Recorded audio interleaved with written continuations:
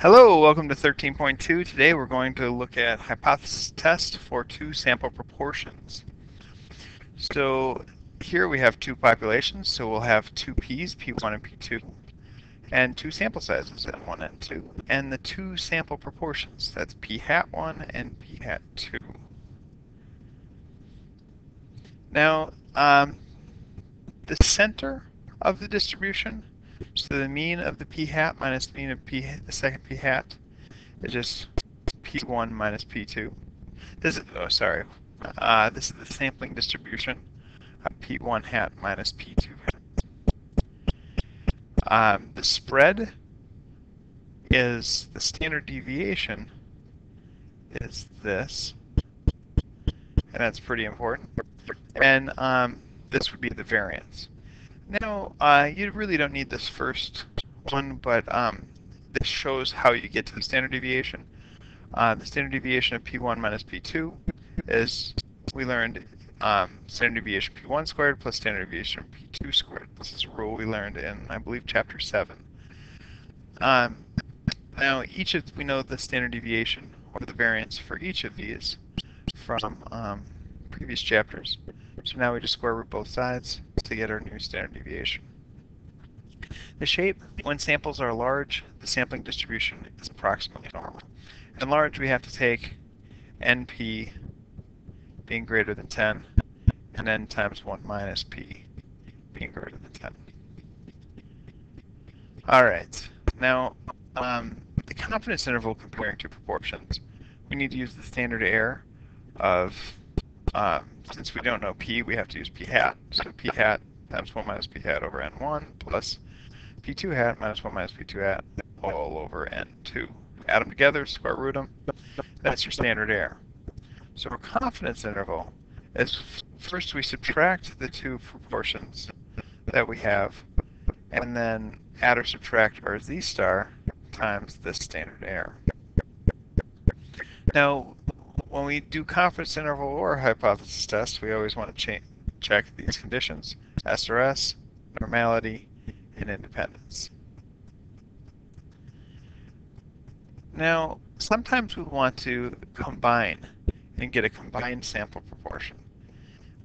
Here we take the count of successes in both samples combined over the count of individuals in both samples combined. So to get that, we add up the two x values and divide it by the n values. When we do this looks a little confusing right now, but when we do our first hypothesis test, it should make sense. Now, significance for comparing two proportions. To test the hypothesis P1 is equal to P2, we can compute the z statistic like this. We subtract the p hats on top, and that p of c is going to be the combined p, and that's the equation. Here is an example where we'd use it. The movie A Civil Action, tells the story of a major legal battle that took place in a small town of Woburn, Massachusetts. The town well that supplied the water to East Woburn residents was contaminated by industrial chemicals. During that period, that residents drank water from this well. A sample of 414 births showed 16 birth defects. On the west side of Woburn, a sample of 228 babies born during the same time period, revealed 3 with birth defects. Is there evidence that birth defects are significantly higher in East Woburn? All right. So let's make a hypothesis test. So our null hypothesis has to be that the proportion for East Woburn is going to equal the proportion for West Woburn. And, or you could say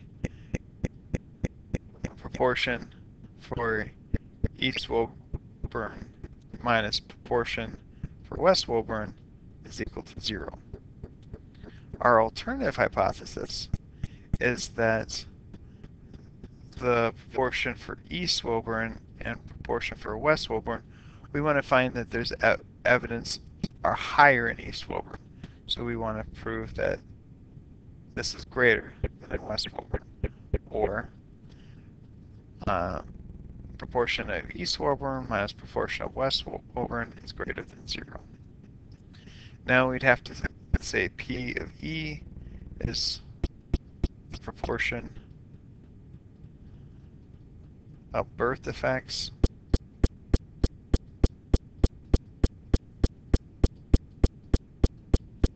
in East Woburn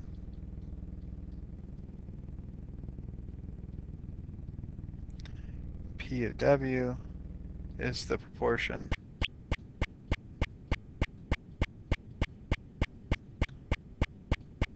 of birth defects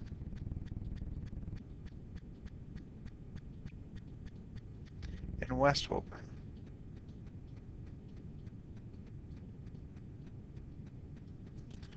Alright, so we have our hypothesis taken care of. Looks good. Now, we should actually find a few values out. Let's look at P. Well, actually, we can start our conditions and then get to it when we need it. For conditions, oops, things aren't working right. Now they are. Conditions. Doesn't say the data comes from an SRS, just says a sample. So data does not come from SRS.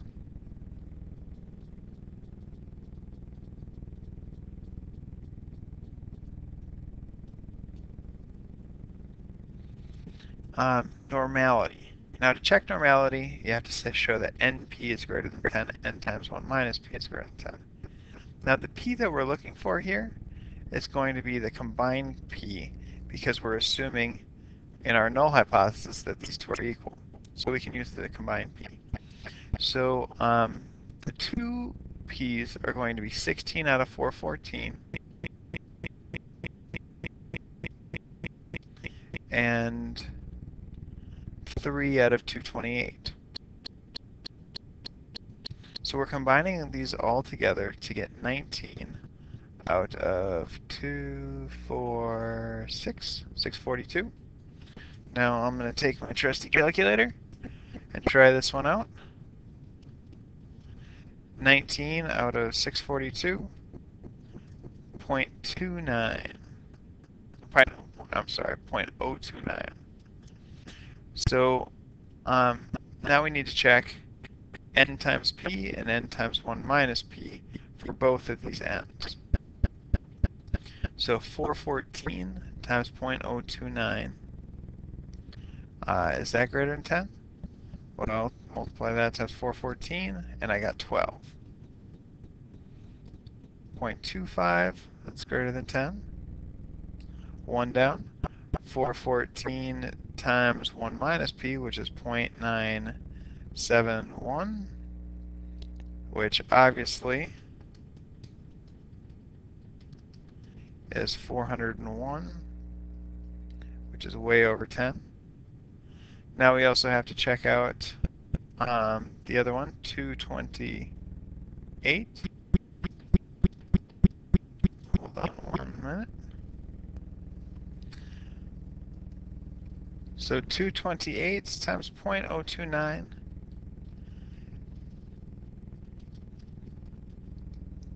That's 6.6. Now that is not greater than 10. Now that puts things in question. Actually, things work, but I'll explain them in a second. 228 times 0.971, that's way over 10. Alright, so this is the one that puts it in question a little bit. Now there's something that I should have told you. 10, especially for two sample z-tests like this, is pretty conservative. So even if this is 5, it's still fairly reasonable. So we can say, since all of these are above 5,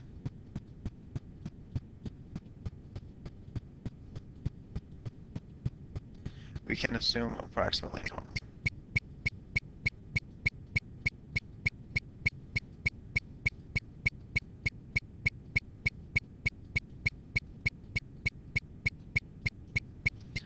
All right.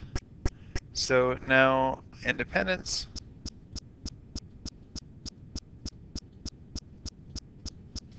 So for independence, um, well,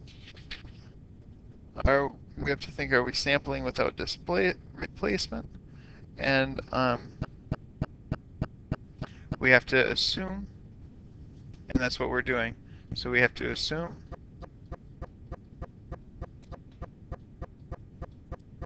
that there were more than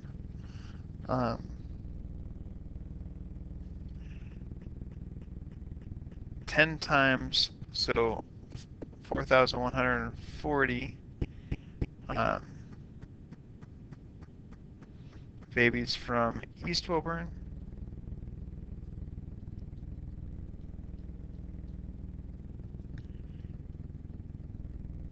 and 2,280 babies born in West Woburn.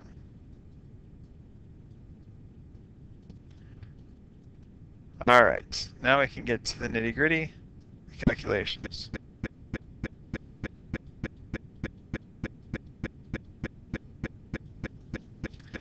All right, say, well, we have p hat minus our other p hat plus or minus, nope. I started to do my confidence interval, and that's not what we're doing. So we're going to do this over our standard error. P of c times 1 minus p of c times 1 over n sub 1 plus 1 over n sub 2.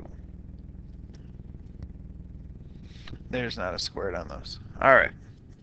So this would give us a z statistic.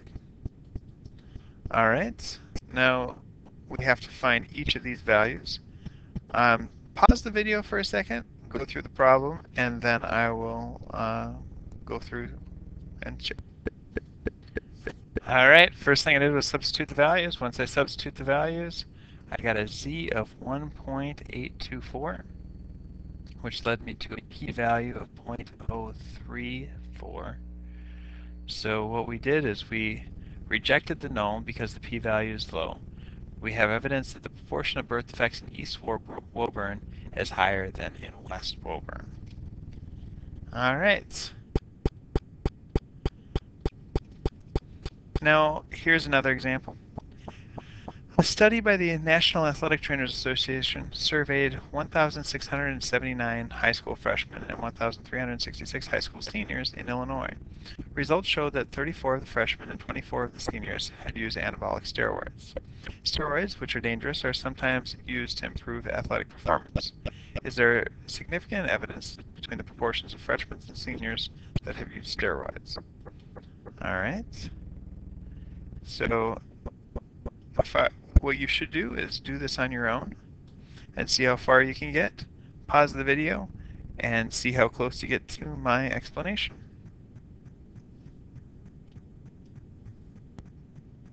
All right, hopefully you've paused the video, gone through the entire problem. Real quickly, the null hypothesis is the proportion of freshmen is going to be equal to the proportion of seniors, and the alternative is that the proportion of freshmen is not equal to the proportion of seniors. And you want to define these, the proportion of freshmen who use anabolic steroids and the proportion of seniors who use anabolic steroids. For the conditions, data does not come from an SRS, so we can't generalize to the entire population. P-hat, the combined p-hat is 0.019, so I use that and 1 minus that to show that all of the values are going to be greater than 5, so the data is approximately normal. And we have to assume that independence because there was more than 16,790 freshmen and 16,660 seniors in the nation. That doesn't look like nation. That's a little bit better. All right, so to do the calculations, we use this formula, plugged in the values, and got a new p-value. So we failed to reject the null because the p-value is high. We don't see a significant difference in the proportion of freshmen and seniors who use anabolic steroids. All right, hopefully that got you through, and this is your homework for tonight. Good luck.